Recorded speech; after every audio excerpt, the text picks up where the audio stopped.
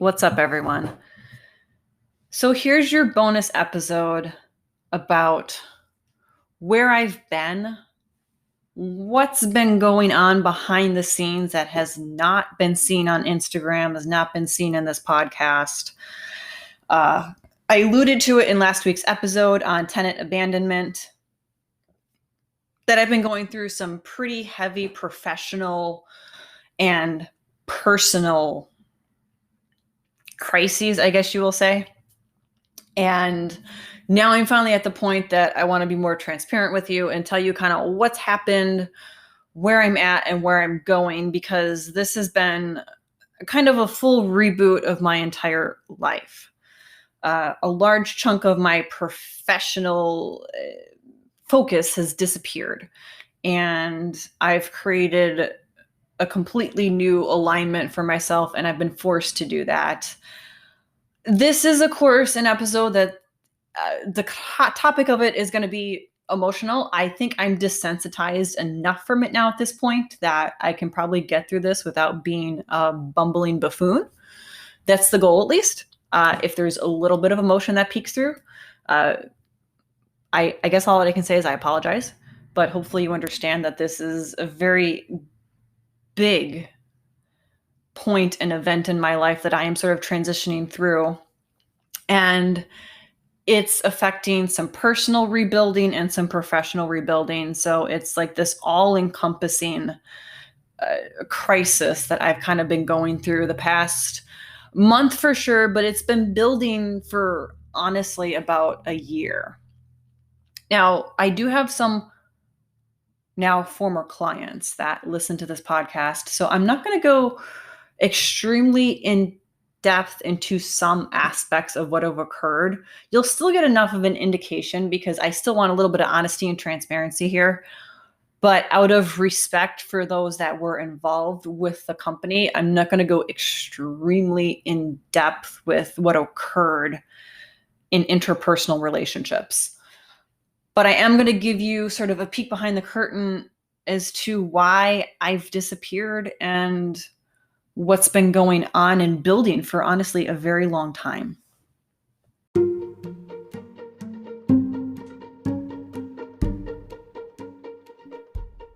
Building a real estate portfolio is as much about buying properties as being a de facto entrepreneur.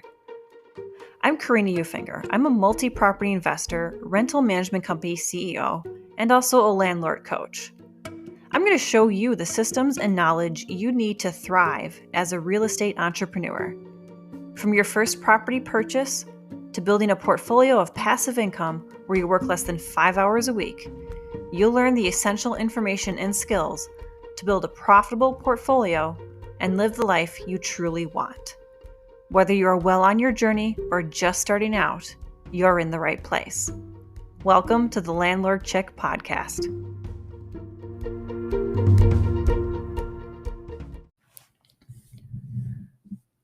Most of you here know my bio. You know I'm a real estate investor. You know I'm a property manager. You probably know I'm a real estate coach, things like that. I don't talk a lot about my personal experiences on this podcast. So I don't plug my company, Brio Properties, on here. I've never really done that. Mostly because our services are very centralized to Wisconsin. And I recognize that people from honestly across the world listen to this podcast. So using this to plug my company doesn't necessarily make the most sense. So for that reason, I have not spoken a lot about what my company does and its services, things like that. In this podcast, it's obviously going to be extremely applicable. So this is going to be the first time that some of you are going to be learning truly about the company that I operate and what it does. If I'm painting the picture for this, it really kind of snowballed in the past month or so. But really, I'm going to go back a little bit further than that. I'm going to start back in probably about 8 years ago when I started this company. So when I bought this company, and I technically bought it, but at the same time, I inadvertently didn't buy it. Here's the crazy story about that. So I made payments to a couple to buy their property management company that was in charge of managing a 70-unit complex. When I went and set everything up with the bank and everything, I didn't exactly use the same exact company name. So I ended up basically creating my own company because their company was called Brio Property Services. I went to the bank and set everything up as Brio Properties. So I bought this company that managed a 70-unit complex. And the first 2 or 3 years, all we did was for one owner with that complex, and then eventually some other units that we had for him. I wanted to grow the business, so I started to grow it. Now, growth was very slow in the beginning because I was new to being an entrepreneur. Sure, I've grown up in real estate. I know a lot about real estate, but I don't necessarily know a lot about growing and expanding a business. So this was the first one that I had really done. So for that reason, it was a learning curve. It was learning about this idea of, there's a book out there, I think it's Blue Ocean, Red Ocean, learning those concepts about making yourself stand out, not being an overcrowded market, all these things, learning how to network. So growth was kind of slow to come. The first 4 years that I tried to actively grow this, I only acquired 4 other clients, and they were really small time clients. So they had basically 3 units or less. Everyone had 3 units or less. So growth was rather slow. I would say about the latter part of 2019 was when I really truly began to understand the idea of distinction in services and being able to provide a service that makes you stand out. So there was a lot of like transitions that went through in the company as far as our services and what we offered for people. My networking approach changed. I got really big into online platforms like BiggerPockets. And that's where traction started to build. You know, they say traction is something that it seems like it happens overnight, but it really doesn't, because you spend 6, 7, 8, 9 months building this consistency of visibility and presence. And then boom, it seems like it comes out of nowhere. And that's really what happened, was a boom. It seemed to come out of nowhere in March of this year. Now, the timing of that was perfect because in February of this year, the one original client that we had, he announced he had accepted an offer under the table, unannounced to us previously, that he was selling the 70-unit apartment complex. This was something that really kind of abruptly took the wind out of our sails because it was completely unexpected. A large chunk of our operations were sort of based on managing this 70-unit complex. It was still a large chunk of our income at that time. So it really was this like, whoa moment, like, holy cow, this is a huge punch to the stomach. Me as the entrepreneur of the company, I realized that in order to survive this looming sale, we were going to have to grow fairly massively. Luckily, traction was starting to happen. We were getting new clients on board. We were getting new clients on the board to like 2 to 3 a month. So March, April, May, June, we were signing 2 to 3 new clients a month, which is amazing, amazing traction. It's absolutely what you wanted. It's headed in the right direction.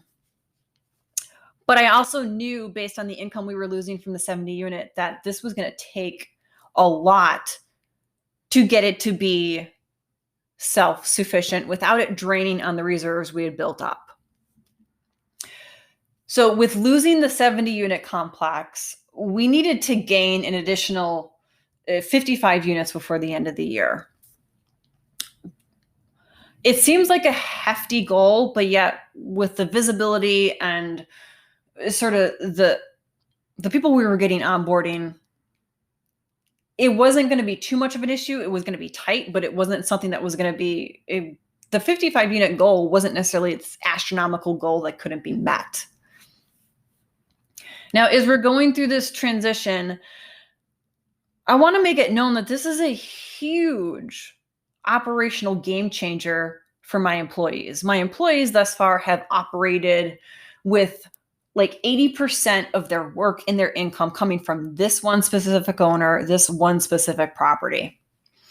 So to have this transition where our focus is becoming more divided across various properties, across various owners, there's a lot of stuff internally that kind of changes. You've got to be much more on your A game as far as how you're handling projects, how you're viewing property visits. All these things kind of need to change. So on top of getting heavy into this expansion, I had to get heavy into revamping our operations. When I got heavy into revamping our operations, I also began to realize that we're going to need additional sources of income because in the reality of it, property management itself wasn't necessarily going to be self-sustaining anymore without that 70 units. And that was when I began to introduce other services like project management, pre-purchase inspections. So project management, that's what we would do is whether or not a investor had their own contractors or they used ours, we would basically take care of being the boots on the ground, checking up on the scope of work, checking up on the calendar for the scope of work, making sure work was done quality, things like that. So we got into doing that. We got into doing pre-purchase inspections, which is mostly something for wholesalers, sometimes for out-of-state investors that aren't using real estate agents. But we go and do video tours of properties. We document existing damages, things like that. I'm not saying this to plug the services. I'm giving you an idea of what I was doing to kind of build this company, build momentum. So I was developing these other services for investors to be able to use for us, which did ultimately feed to my big goal, which was one-stop shopping.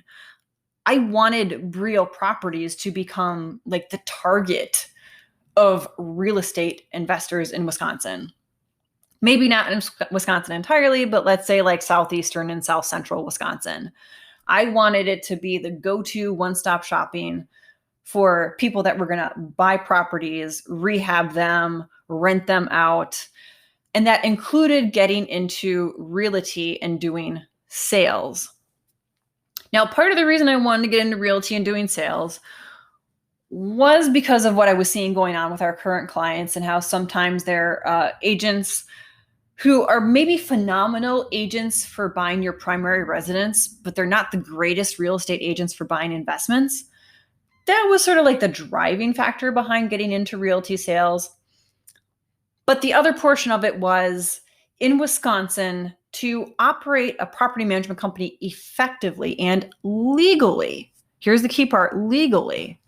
You really should be a licensed broker, or someone in the company should be a licensed broker.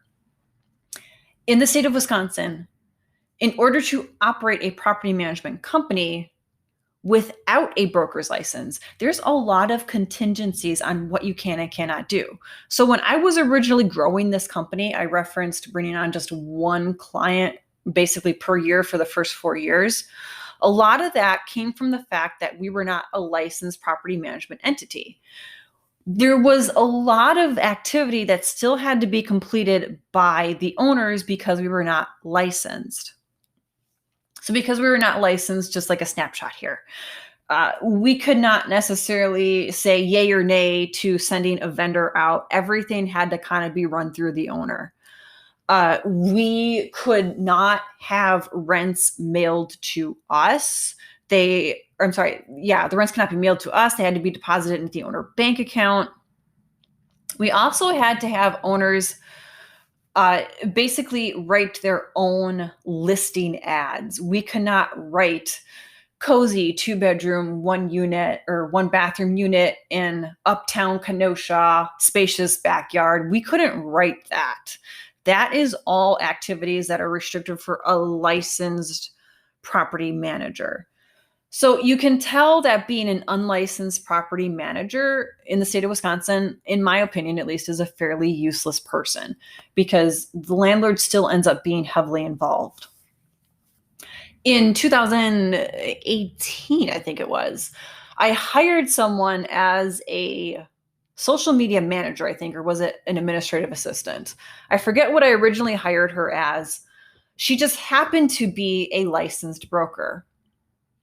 She suggested that we align her license with the company so that we could do a lot more things easily for our clients. And that was a great thing. It was a huge, huge boon for the business because really that allowed us to be a lot more hands off for our clients. Or I'm sorry, our clients could be more hands off with their properties. They didn't have to like approve all these things and all the sort of hoopla we were kind of jumping through. So having this person aligned with the company was one of the key things that really started to propel our growth, in the sense of it was easier to sell our services because there was a lot more hands-off stuff for the landlords that were giving us their properties. Now, me, I did not have a broker's license. I was not a sales agent. In 2019, I passed my sales license exam, and that gave me the ability to consider myself a licensed salesperson in the state of Wisconsin.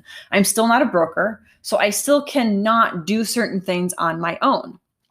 One of them being operate a trust account, which is a huge thing in Wisconsin for a property manager. All of my authority to do things were coming from being a licensed entity through using this employee's broker's license. To become a broker, I had to start accumulating points. The only way to really accumulate points in property management is you get a half a point per month the contract is in effect.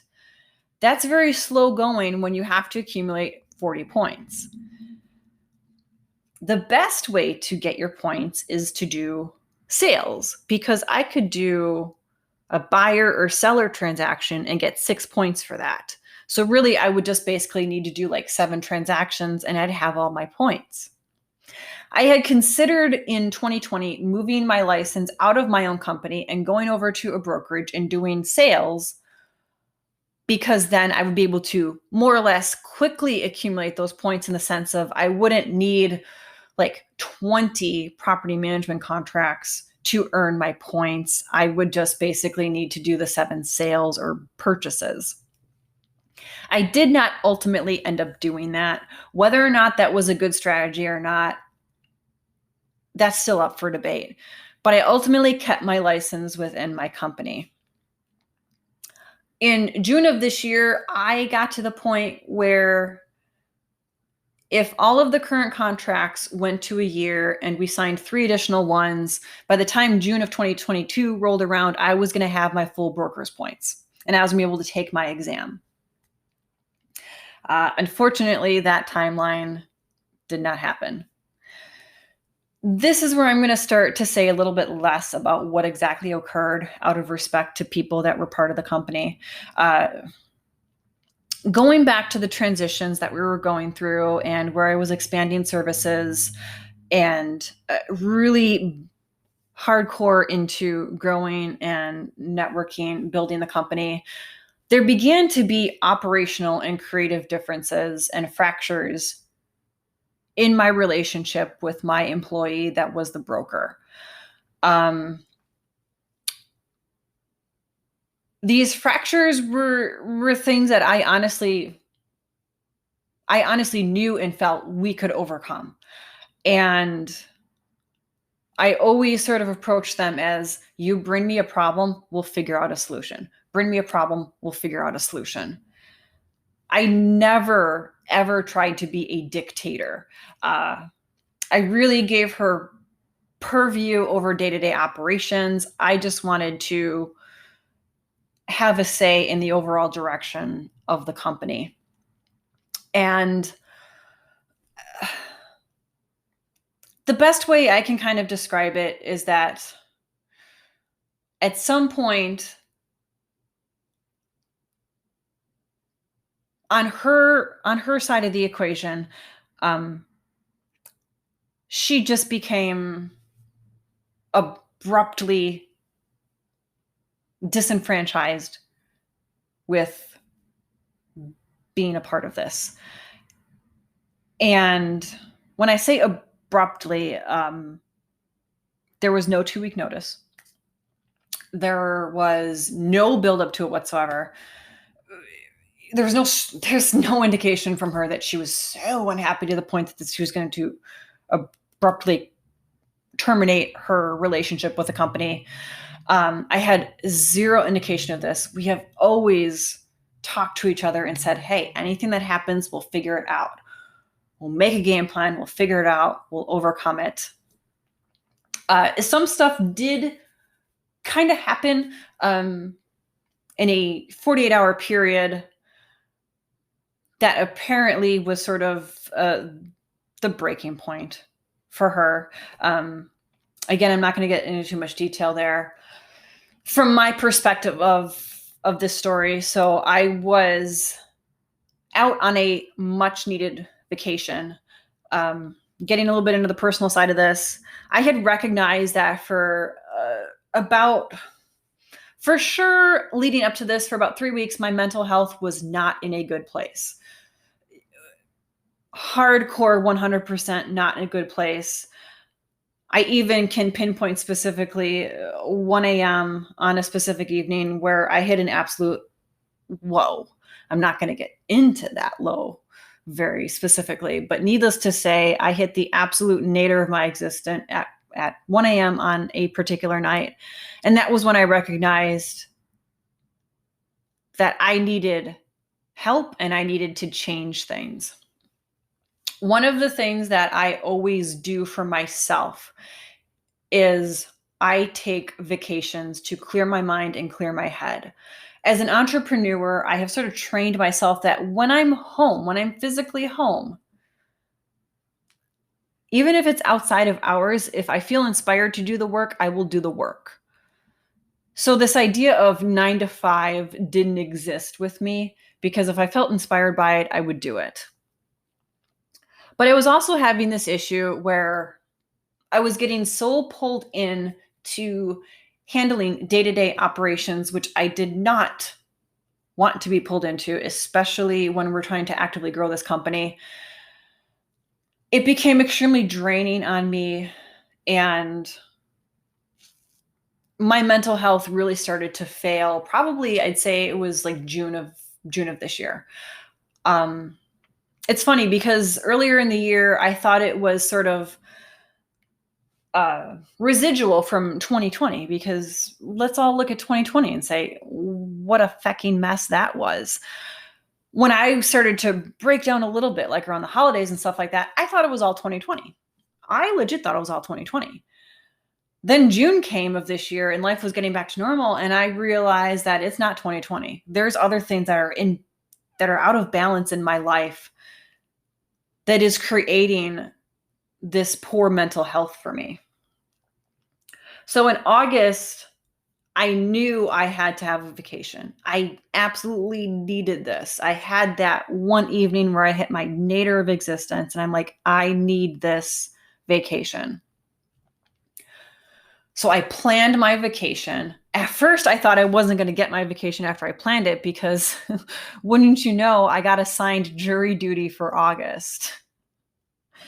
I ended up being able to delay that jury duty for October. So luckily I didn't have to cancel this, what was very crucial to my mental health, this vacation.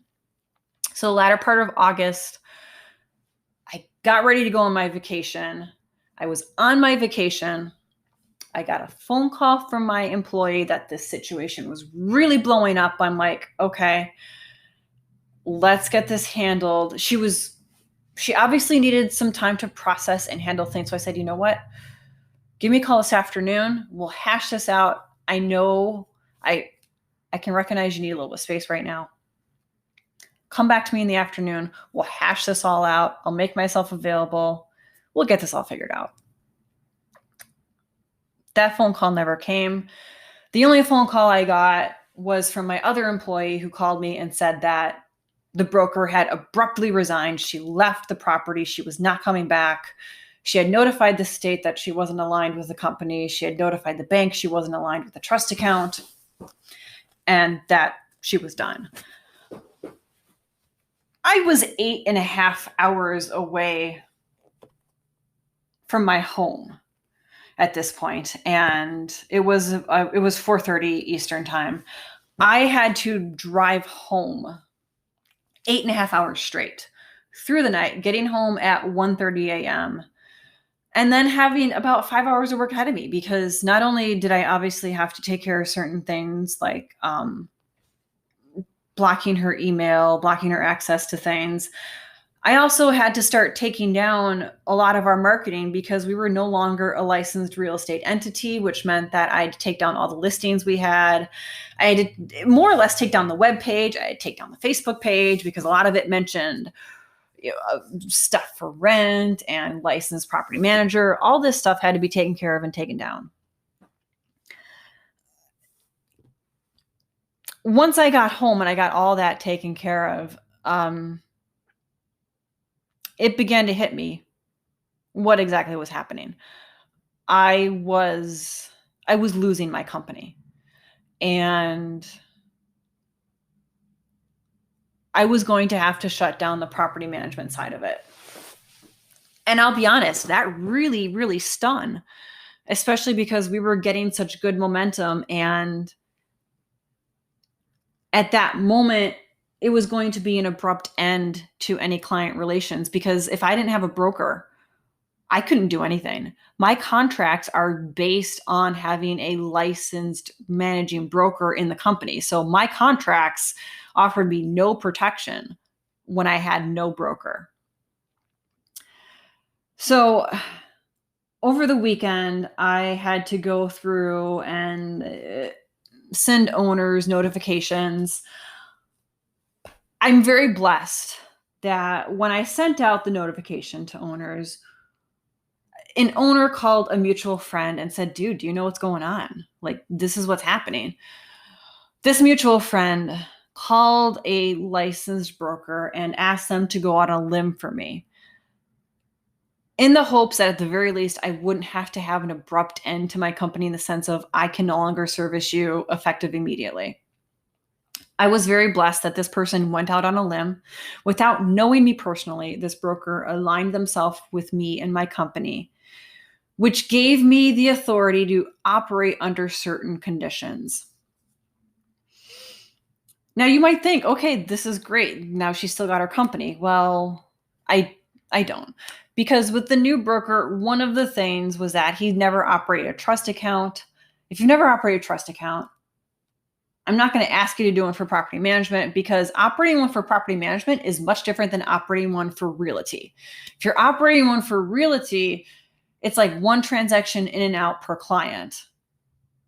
With property management, you've got 50 transactions happening per month in that account. You've got a lot of responsibility there for in and out flowing of cash. It's a big ask for any broker, especially one that doesn't know you. So I knew I wasn't going to have a trust account, which at that point, I'm not sure I was interested in continuing to be a property manager, because I've been down that road before. The prospect of waiting to get paid by owners for maintenance or management fees, it wasn't necessarily something I wanted to do. And here in Wisconsin, you cannot deposit rent into an operating account for the business. It has to go either into the landlord's bank account or a trust account.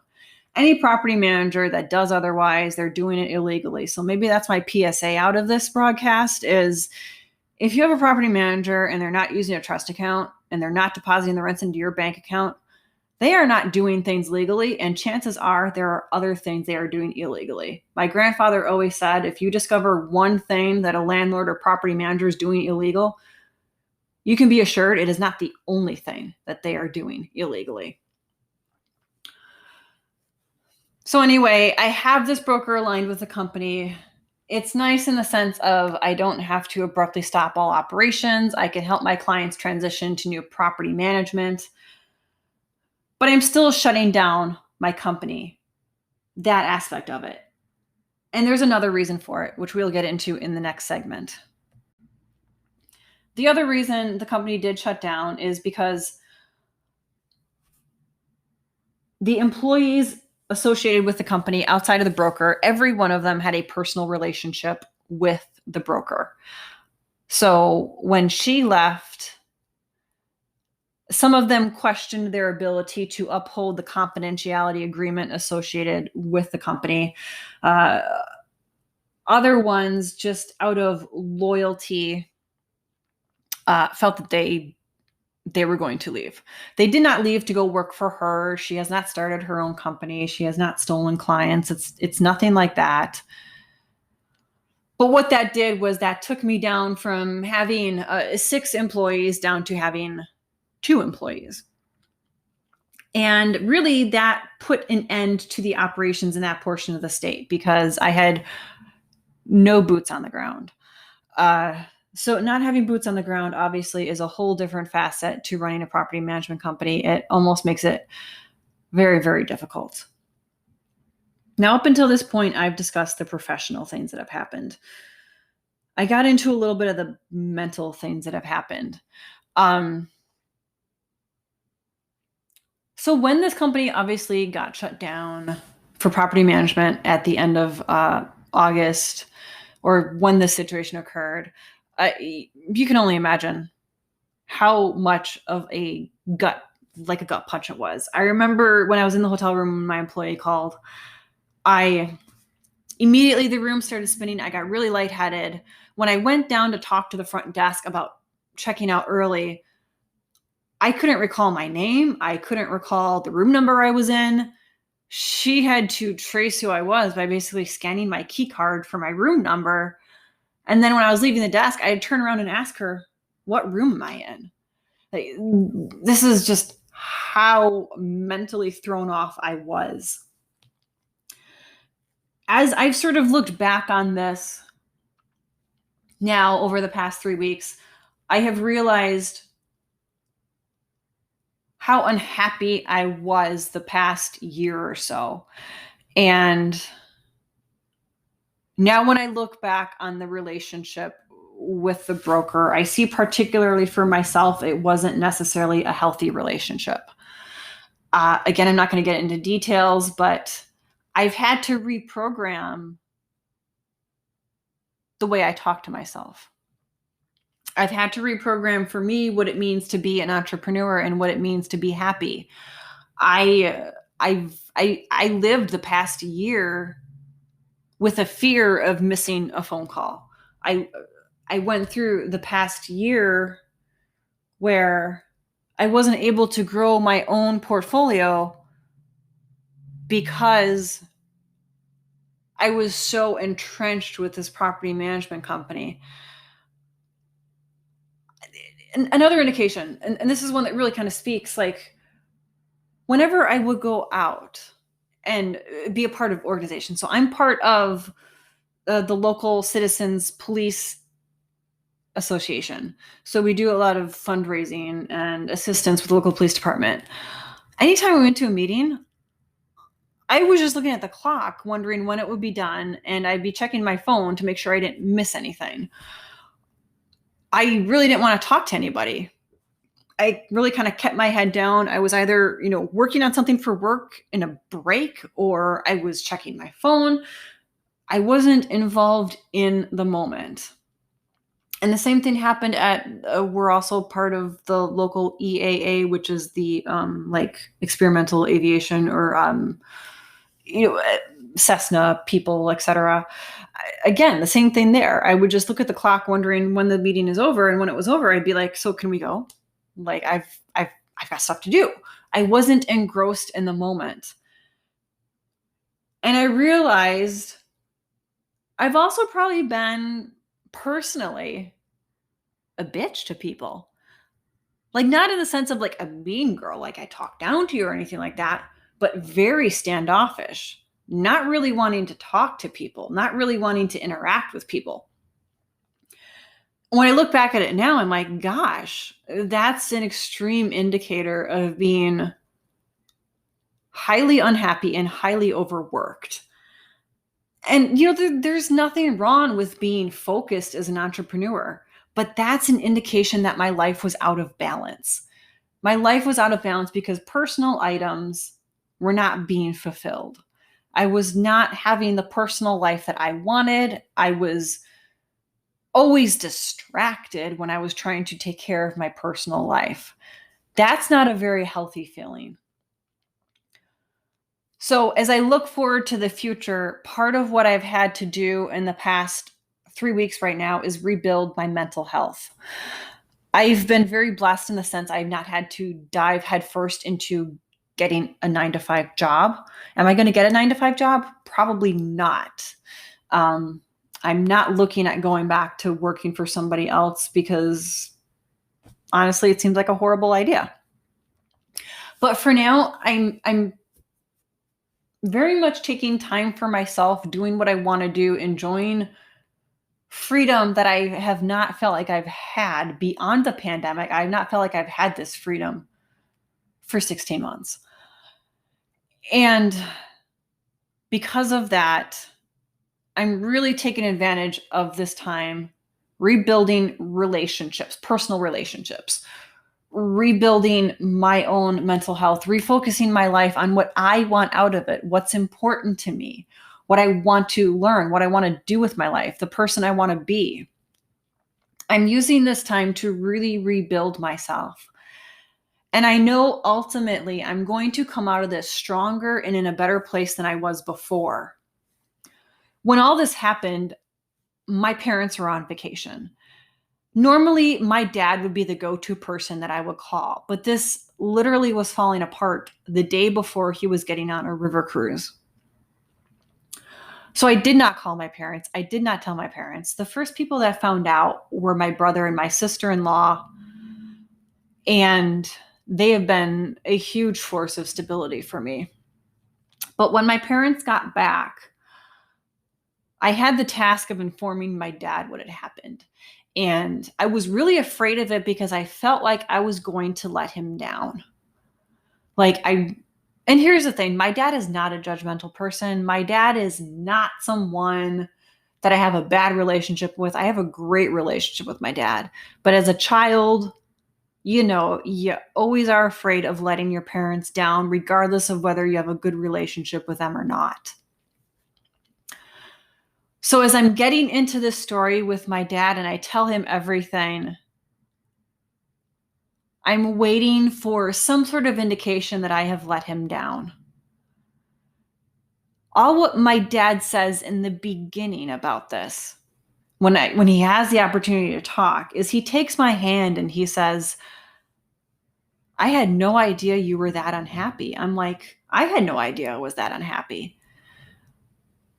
But Dad, I'm your strong military brat. My dad was National Guard, so I've always considered myself a military brat. I'm like, Dad, I'm your strong military brat. Having this unhappiness, I felt it was a sign of weakness.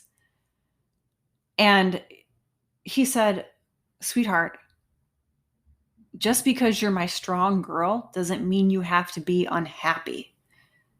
If you are that unhappy, that means things need to change. It doesn't mean you're not strong. So as I'm rebuilding my life here, where am I going with this? I'm focusing on happiness. Yes, I'm strong. Yes, I'm going to come out of this, but I'm focusing on happiness. I'm focusing on building a company that I am happy building. So one of the things I'm doing right now is I'm focusing on getting established as a realtor so I can get those much needed points to get my broker's license. Once I have my broker's license, I can operate a trust account again. I can operate my company in the way I know it needs to be operated to make it efficient and make it less stressful for me. So my number one goal is to get out there and do realty sales and purchases for property investors. I am still offering these other services in Brio Properties. That company is not going away. Like I said, I still technically have 2 other employees. One of them, I think, has been on leave for a while. So she's probably not even technically considered an employee right now. But I still have 2 people that I can call upon to help me with this company. I still have project management. I still have pre-purchasing. I still have coaching. I still have all these things in real estate that I'm passionate about. I still love real estate. I'm still passionate about it. In many ways, I'm able to reignite my own passion for real estate and truly drive this company where I want it to go and what I want it to be, what I've always wanted it to be. When the time comes, when I have my broker's license, yes, I will start managing properties again for other people on a very large scale, because then again, I can be more efficient with my operations. Am I going to be established in Racine or Kenosha again? I don't know. I don't have a crystal ball. One thing I know for sure is when I rebuild the aspect of this company where I have more than the core employees that I kind of built this with, the two that I more or less kind of still have, but not really, I want them to be close geographically to me. Kenosha Racine was a 90-minute drive for me because after I established the company, I moved to be closer to my aging parents, be closer to my family. That area of the state is now 90 minutes away from me. Rebuilding a team that's 90 minutes away from you is a really difficult task. In fact, it's maybe even impossible. So when I first start to rebuild this company, I'm going to focus in the area of the state that I live in, the area of the state that I own properties in, which is only like 35, 40 minutes away from me. I'm still going to offer my other services. I'm still involved in real estate. I'm still passionate about real estate. The biggest thing I'm looking forward to out of this is being able to grow my own portfolio. I have not spent the time focusing on my own portfolio. I've mentioned in other podcasts that I have not been the best investor when it comes to my own properties because I've been so focused on property management and other people's properties. Now is the time to be focused on my portfolio and grow my own portfolio. I wanted to buy 6 units before the end of the year. I said that back in February. I even said that on this podcast. Obviously, I got hugely distracted, as you can tell from this podcast. I've got 3 months left in this year. I'm going to make my goal to get 4 units before the end of the year. And I'm going to be devoting probably 20 hours a week to making that happen. I want to make that happen. I want to get serious about my own investments again. I don't want my investments to be continually on the back burner. Because really, one of the things that I've kind of known, but I failed to capitalize on, is it's easy to build a property management company when you have your own portfolio to sustain the operations and the employees. So if I can grow my personal portfolio, it's going to help me get to the point of having a property management company up and running big scale that much sooner. So I am going full bore into rebuilding my portfolio, focusing on getting stuff done, focusing on getting those rents up to market rate. They are drastically under market rate. I've done rent increases this year recently, but they're still drastically under market rate. I am going to dive headfirst into managing my own portfolio effectively for the sake of my brother and I and growing it. I'm still taking some time off. I've got a vacation. I'm going to go back out on that vacation that I only got like 36 hours into. I'm going to go back on that vacation before the end of the month. In November, after my jury duty obligation is done in October, I'm going to make another road trip. I think I'm going to go to Virginia. I'm a history geek, and the item that's on my bucket list is to visit a site associated with each president up to John Kennedy. So my trip that I was on, I was going to knock off 3 presidents off of my list. I'm going to go back out on that trip, knock an additional 2 presidents off of my bucket list. And then in Virginia, I'm going to do the homes everyone knows about, Monticello, Mount Vernon. But this is me focusing on myself and building the life that I want. If I run out of time and I need to go out there and get a part-time job, I'm going to do it. Hopefully I can have it be in real estate. Hopefully I can just get sales and other things up and running that I don't have to go and work for somebody else. I'm passionate about real estate. I'm not going anywhere. I'm still here. I'm still going to be here. I'm just not going to be doing property management big scale. I'm going to be focusing on other things.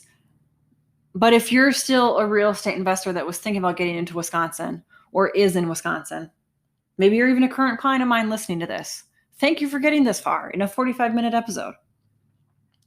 I'm still able to help you. I can help you buy. I can help you rehab. I can help you evaluate a purchase. There's going to be a whole rebranding of my company coming forward. I'm going to launch it big scale over on my Instagram.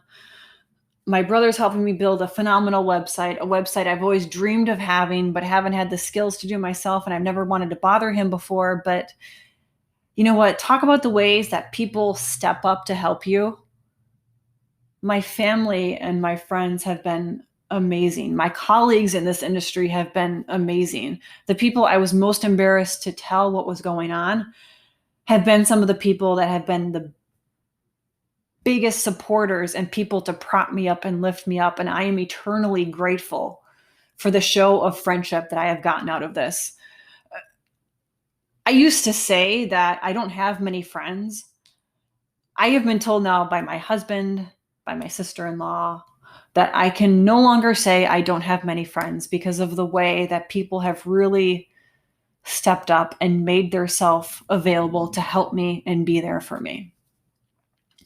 Especially my one friend, Christine, who lives in New York. I've never met in person, but the 8.5-hour drive I made in the middle of the night, she was on the phone with me for 6 hours. Like, there are moments of silence, but we talked for 6 hours on the phone just to get me home and get me home safe. So I have been blessed with a showing of friendship that I don't necessarily think I deserve because of how distant and awful I feel like I've been as a person. But I'm very grateful for every single person that has stepped up and offered their support, offered their assistance, even if I haven't taken you up on it yet, because I don't necessarily know how to have you help me. I appreciate the thought, and I'm sure soon I'm going to come up with some way that you can help me. That is it for this very long personal episode. I wanted to get this out there, explain my absence, explain why maybe even I've had other absences that have been prolonged but not explained.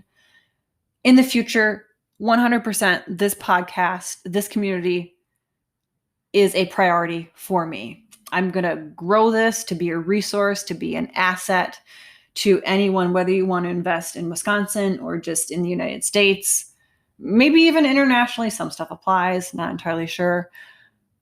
But I can assure you going forward, absences will be less frequent and the content will even be better than before because my focus will be where I want it to be and not necessarily where other people dictate it needs to be.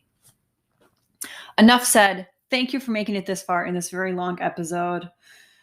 I appreciate all of you, and I will see you next week with a real estate focused episode. So much for this bonus episode. Have a great day, guys.